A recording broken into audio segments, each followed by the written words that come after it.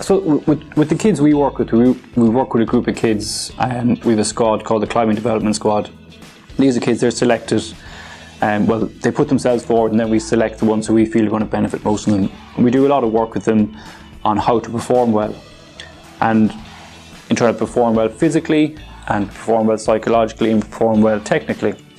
But it's really, I suppose, the key thing that we see is that psychological piece where they can approach a climb confidently, where they can focus in and they can give their technical ability and their physical ability the best opportunity to go forward.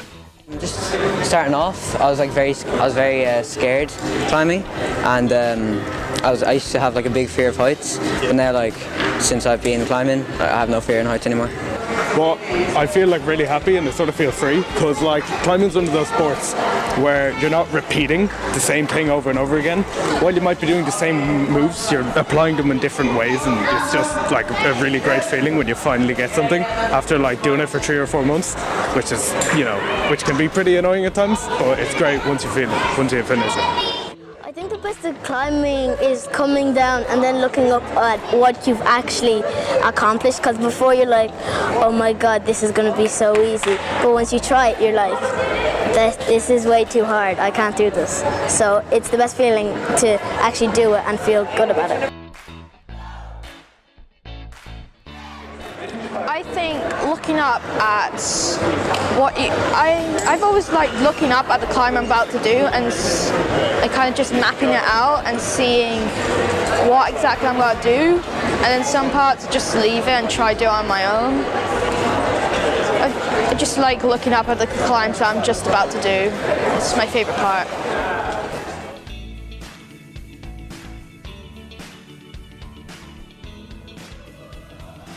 And I suppose it's in that kind of, when the kids get into that frame where they're mentally focused, where they're positive, where they're moving, where they allow themselves to move nicely, that's where they perform best. And that's what we kind of find in all sports, and there's a lot of research done on that.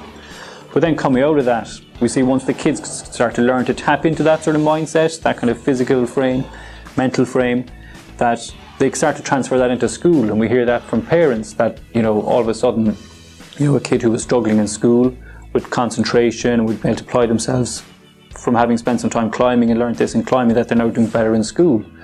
That in the social environment that they find themselves in climbing, working with other people, that they know, in school and outside of school and family and social life, that they're able to work better with other people, that they're strong and confident in themselves, but they know that they have to rely on somebody else and they can't just go on things themselves. So I think there's a lot of what happens in climbing. We don't understand it all yet, but a lot of it seems to work really well for kids. And it is really nice to see kids who, as they come in and they struggle with things, and as we kind of work with them over time, that they become, more confident, they perform better as climbers, and as a really good byproduct of that, they're having a better quality of life outside climbing. So that's a really good thing to see.